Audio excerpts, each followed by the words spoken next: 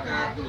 Perkenalkan, kami dari kelompok 1 yang beranggotakan saya William Lukiandi, Saya Fena Aulia Putri. Saya Mami, saya juga Sia. saya Muhammad Ali Aroni, akan membuat video guna untuk memenuhi tugas mata kuliah psikologi pendidikan. Selamat menyaksikan.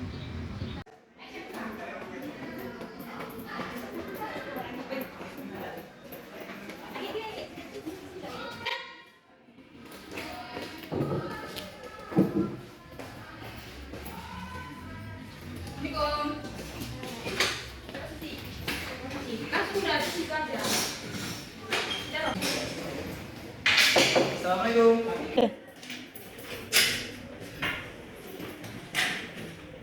Itu kenapa masih isi tolong di depan? Karena pelajaran akan segera dimulai.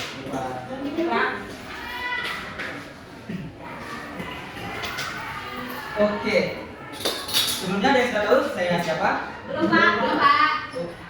Maka dari itu kita berdoa dulu sebelum melanjutkan pembelajaran pada hari ini. Sebelumnya siapa yang biasanya memimpin doa sebelum pembelajaran dimulai? Oke, silakan dengan Mas siapa? Aldi. Silakan untuk memimpin doa pada pembelajaran hari ini. Baiklah, sebelum mulai pembelajaran kita pada pagi hari ini, ada baiknya kita berdoa terlebih dahulu. Berdoa menurut kepercayaan kita masing-masing, berdoa mulai. Doa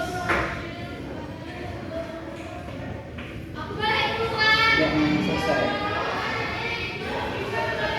Baik, assalamualaikum warahmatullahi wabarakatuh. Waalaikumsalam warahmatullahi wabarakatuh. Salam sejahtera bagi kita semua. Sebelumnya udah ada yang kenal belum sama saya? Belum Pak. Mungkin kita sedikit perkenalan dulu.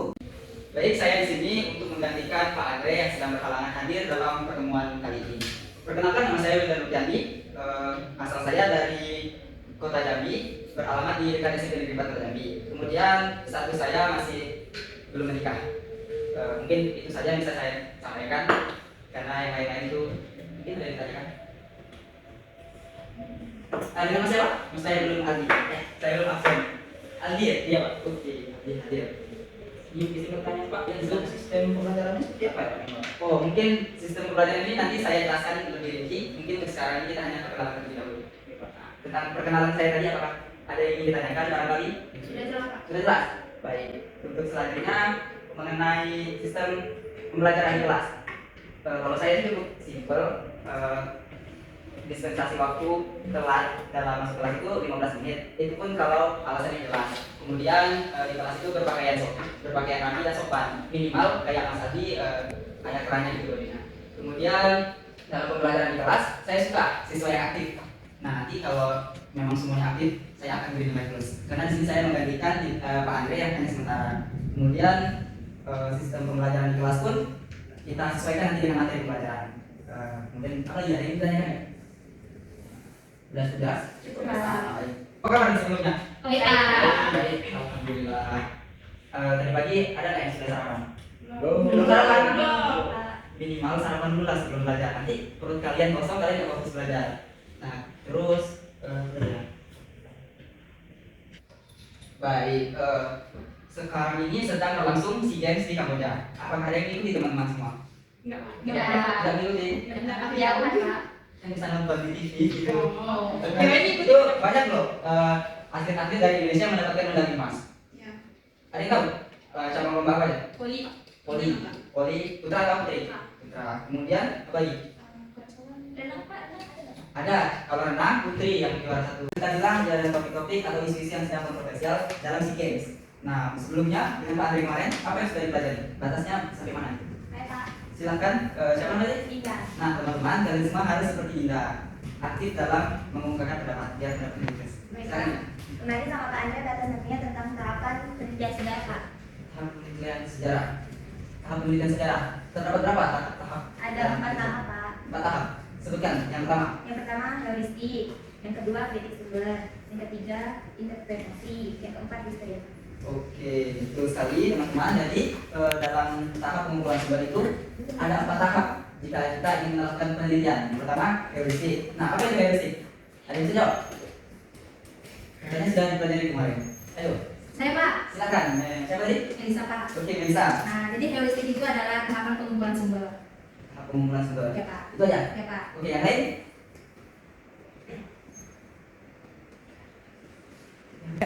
Pak. Ya, siapa namanya? Fiona. Fiona, silakan. Heuristik itu terbagi menjadi dua, yaitu sifat dan bentuk. Kalau sifat itu ada primer dan sekunder, kalau bentuk tertulis, lisan dan mendengar. Oke, jadi begini ya teman-teman. Heuristik ini adalah tahap awal kita dalam pengumpulan sumber. Nah, itu heuristiknya terbagi menjadi dua, yaitu sifat dan bentuk. Nah, kalau sifat ini ada yang namanya sumber primer, ada namanya sumber sekunder. Sumber primer ini adalah berasal dari zamannya. Nah, misalkan tahun waktu Insinyur Soekarno mendeklarasikan proklamasi. Nah, itu kan ada namanya teks proklamasi. Nah, itulah yang disebut sumber primer, berada pada zamannya. Kemudian sumber sekunder. Sumber sekunder ini ada yang tahu apa? Dari orang lain. Ya, betul sekali. Sumber sekunder ini merupakan kesaksian dari orang lain ataupun orang yang tidak terlibat langsung dalam peristiwa sejarah. Contohnya, ada yang tahu contoh dari sumber sekunder? Silakan, Fiona. Contohnya itu buku atau replika, dan replika atau Nah, saya ingin tanya, buku dan replika ini termasuk sifat atau bentuk? Kenapa bentuk? karena dia ada Karena berbentuk fisik. Oh, kelihatan itu ya? Ya. Tidak hidup. Oke. Kemudian ada yang bisa menjelaskan terkait tahap pengumpulan sumber yang bentuk tadi? Itu terbagi dua, apa saja? Ya Pak. Apa? Melisa? Ya Pak. Jadi menurut bentuk itu ada dua. Yang pertama itu tertulis. Contohnya itu naskah Oke. Undang-Undang Dasar. Yang kedua itu lisan Pak, disampaikan secara verbal atau dari mulut ke mulut. Nice. Oke, jadi tahap pengumpulan sumber menurut bentuk ini terbagi menjadi tertulis dan lisan. Contohnya itu kalau tertulis naskah dan undang-undang dasar. Kemudian kalau lisan ini informasinya disampaikan secara mulut ke mulut atau dari teman-teman, dari orang lain ke orang lain. Baik, untuk tahap kedua dalam pengumpulan sumber, ada yang masih ingat? Silakan nanti. Kritik sumber, Pak. Nah, apa itu nanti kritik sumber? Itu proses penyeleksian dari sumber yang telah dikumpulkan. Menyeleksi. Dari sumber yang telah dikumpulkan. Oke, benar sekali. Ada yang bisa melakukan? Saya Pak. Silakan, kami. Kritik sumber itu memiliki dua tahap. Yang pertama itu kritik internal dan kritik eksternal. Oke. Kalau kritik internal ini apa saja biasanya? Isi dokumen, konten, bahasa, isi informasi. Ya, betul sekali. Jadi kritik internal ini sebenarnya seperti tadi, isi dokumen, bahasa, kemudian konten-konten itu yang termasuk filologi. Kemudian ada yang bisa menjelaskan kritik eksternal. Ya Pak. Coba Dinda jelaskan mengenai kritik eksternal. Tadi kritik internal sudah disampaikan oleh Naomi. Kalau kritik eksternal itu berasal dari keaslian atau keautentikan kandungan bahan Pak. Contohnya bentuk isi sumber. Baik, untuk selanjutnya tahap yang ketiga. Ada yang bisa menjelaskan tentang interpretasi? Ada yang bisa menjelaskan mengenai interpretasi? Kalau tahap interpretasi itu menafsirkan atau memberi makna dalam suatu fakta sejarah Pak. Oke, jadi ini interpretasi ini merupakan tafsiran atau pemberian makna dalam fakta sejarah lebih dari satu sudut pandang gitu. Jadi perbedaan pendapat atau berpikir saja itu menentukan gagasan. Tentunya subjektivitas dalam sejarah. Misalkan topik ini 30 SPKI ataupun yang lainnya. Kemudian tahap terakhir dari pengumpulan sumbernya apa? Saya bisa menjelaskan historiografi.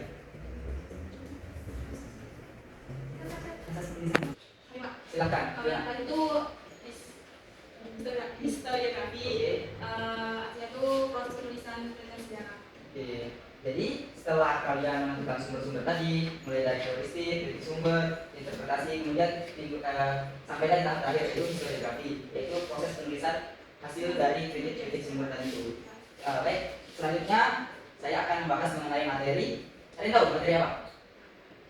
Mungkin tahu Pak. Ya tahu. Materi itu kita belajar ya. Ya Pak. Baik, jadi dalam kesempatan ini saya menggantikan Pak Andre ingin membahas lanjutan dari pembelajaran kemarin, yaitu membahas tentang strategi pemilihan topik. Dalam strategi pemilihan topik ini terbagi menjadi 3. Ada yang udah tahu? Coba, silakan. Nah, itu ada unik, orisinil, terus memperhatikan skop. Oke, jadi kita rincikan lagi ya. Strategi pemilihan topik ini terbagi menjadi 3, yaitu pertama unik. Kenapa dibilang unik?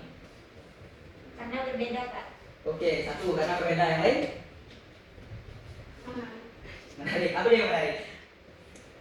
Topiknya Topiknya menarik. Oke, kemudian ada lagi. Nah, jadi kenapa dia bisa dikatakan unik? Karena jika kalian tidak menentukan topik yang unik, itu nanti akan minim pembacanya, tidak akan laku gitu.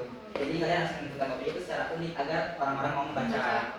Kemudian selain unik, kalian harus menimbangkan keoriginalan atau keorisinalan dari topik kalian itu. Jadi dalam strategi pemilihan topik ini, kalian apa yang ingin kalian tulis gitu. Nanti kalian cari tahu gitu. Oh, keaslian sumbernya, kemudian apa yang menarik. Nanti setelah itu kalian tentukan skop-skopnya atau pembagian waktunya, pembagian waktu. Mulai dari awal, kenapa bisa terjadi itu latar belakangnya, kemudian sampai dari skop pembagian waktu.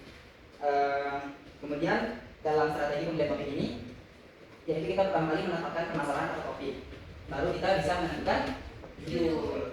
Nah, setelah menentukan judul, nanti kita observasi atau survei terkait pengumpulan sumber yang sebelumnya telah dipelajari. Kemudian dalam strategi pemilihan topik ini ada juga yang namanya metode pengumpulan data. Nah, itu yang termasuk metode dalam pengumpulan data ini bisa kalian ambil dengan wawancara, observasi atau pengamatan, dan studi pustaka atau membaca buku-buku di perpustakaan. Oke teman-teman, itulah penjelasan mengenai strategi dalam pemilihan sebuah topik. Jika kalian ingin meneliti sesuatu, seperti tadi jelas strateginya dalam pemilihan topik. Apakah masih ada yang ingin ditanyakan? Tidak Pak. Jelas semua ya? Nyambung. Oke. Nah, Bapak ingin kalian mencoba membuat sebuah topik ataupun judul. Topik dan judul. Kalau topik itu kan, misalkan pembahasan secara bukan rinci, yang masih agak luas lah, belum mendalam. Kalau judul kan sudah termasuk pembahasan waktu, keunikan tersebut. Nah, misalkan kalian ingin menentukan sebuah topik itu kan, misalkan topik sebelum kemerdekaan atau ketika PSBKI itu kan topik. Nah, saya ingin kalian menentukan sebuah judul dari topik yang ingin kalian ambil. Apakah ada pertanyaan? Oke, saya akan beri waktu selama 15 menit. Apa cukup? Nah, nanti kalian tentuin dulu topiknya, kemudian judulnya. Oke? Oke, silakan. Teman-teman, apakah sudah siap mengenai topik dan judulnya tadi? Sudah Pak. Sudah Pak? Belum Pak. Belum Pak. Belum paham Pak. Mungkin kita bahas dulu ya sudah. Mana tahu dari pembahasan ini nanti kalian jadi paham. Oke, silakan Dinda. Topiknya tentang dinamika perkembangan tambang minyak. Judulnya Perkembangan Tambang Minyak di Kayubang pada masa kolonialisme tahun 1971 sampai 2011. 1971 sampai 2011. Kalau untuk judulnya sih sudah lumayan lah. Cuman kalau tahun 1971 sampai 2011, apakah referensinya masih banyak? Itu kayaknya kejauhan lah tahunnya itu. Nah, jadi teman-teman, sebelum kalian menentukan sebuah topik atau judul, kalian harus bisa melihat referensinya apakah tersedia banyak atau tidak. Jangan sampai nanti kalian sudah menentukan judul ataupun topik, itu referensinya nggak ada. Nah, itu yang tadi saya lupa sampaikan. Itu jadi gimana Pak? Nyarinya bisa di Google, Google Scholar, pokoknya di Google banyak lah. Oke, selain Dinda tadi yang sudah siap, Aldi sudah siap kan? Coba saya ingin mendengar. Topiknya Pak tentang sejarah pelestarian Marco, judulnya Sejarah Pelestarian Marco di Desa Antapanjang pada tahun 1330 sampai 1966 Pak. 1330 sampai 1966 Pak. 1966. 1996. Nah, itu juga sama seperti Dinda tadi, jarak waktunya itu jauh sekali. Takutnya sumber-sumber itu minim kalian dapatkan. Jadi silakan kalian ubah untuk tahunnya nanti. Untuk yang lainnya apakah sudah ada yang siap lagi? Belum Pak. Belum ya? Maaf. Mengingat waktu kita tinggal 10 menit nih. Bagaimana teman-teman? Apakah mau disiapkan sekarang atau? Jangan aja Pak. Kalau dari KPR sih, tadi minggu depan sudah siap ya? Ya. Oke. Baiklah teman-teman, seperti itu adalah pembelajaran kita pada hari ini. Semoga ada manfaatnya. Kemudian apakah ada yang bisa menyimpulkan pembelajaran pada hari ini? Sedikit saja tidak apa-apa. Mungkin nanti ada yang memberikan kesimpulannya, ada yang bisa memberikan kata-kata motivasi. Gitu. Ayo teman-teman. Saya Pak. Silakan. Dari Kesimpulan. dari materi kita tadi tentang strategi pemilihan topik ada 3. Yang pertama alusinil, kemudian unik, dan pembagian scoop. Ya. Apakah ada yang bisa memberikan kata-kata motivasi? Saya Pak. Silakan. Kita harus bersemangat. Tetap Pak? Bersemangat. Oke, sangat memotivasi sekali ya hari ini. Jika kamu gagal 10 kali, maka ingatlah masih ada orang yang gagal 11 kali. Oke teman-teman, dan itulah tadi kata-kata motivasi dari Ali. Sebelum mengakhiri pembelajaran pada hari ini, ada lagi kita berdoa. Silakan Ali untuk itu. Baiklah, karena kita tadi mulai pembelajaran dengan doa, maka akhiri juga dengan doa. Berdoa menurut yang kita masing-masing, berdoa mulai. Berdoa selesai. Baik teman-teman, demikian pembelajaran pada hari ini. Ada kata-kata yang kurang berkenan, saya mohon maaf. Wabillahi taufiq. Wassalamualaikum warahmatullahi wabarakatuh. Waalaikumsalam warahmatullahi wabarakatuh. Selamat siang Pak. Siang. Gimana ya? Ya Pak.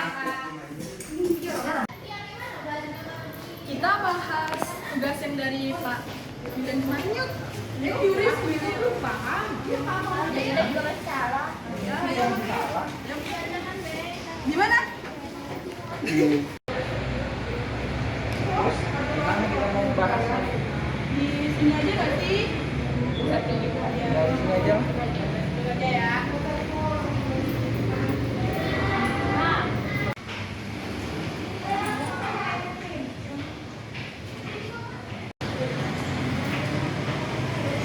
jadi gimana nih tugas kemarin? Kan kemarin itu bapakku tahunnya harus yang tidak terlalu lama, jadi tahunnya udah dicari. Kita ya udah deh. Tapi gimana? Kan sudah memang tua kan memang sudah dari tahun 2030 ini adanya. Terus pakai mana sih? Salah aja tahunnya. Kayaknya salah lah punya kamu. Salah. Wah, Tapi kan rumah tua kan munculnya tuh di tahun ini.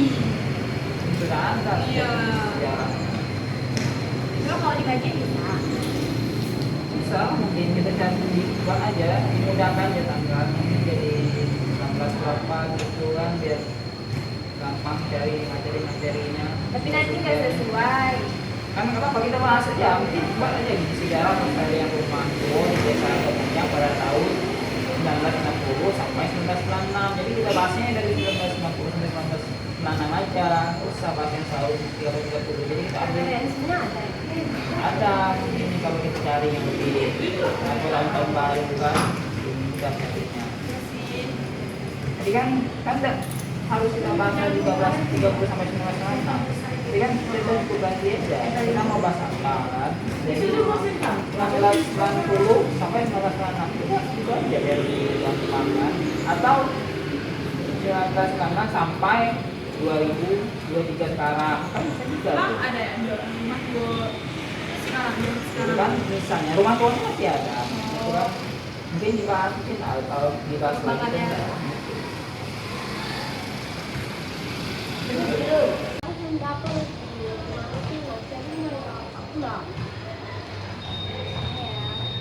Aku juga belum sih sebenarnya. Masih bingung. Gimana dong? Coba dicari-cari lagi. Yang ada di tempat tinggal kalian. nah ini aku ada judul Sabtuna kalau kamu mau pakai aja Dapat dari mana? Makasih ya. ya pakai aja. Ini tidak ada loh Vio. 3 judul, kamu pakai aja satunya Dinda. Yang ini aja boleh gak yang tradisi? Boleh. Boleh kan? Boleh. Kasih. Iya. Yeay.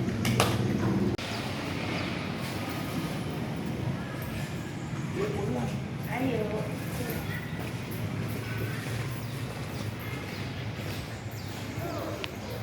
Dari kami, terima kasih sudah menonton. Selamat bermanfaat. Bye bye.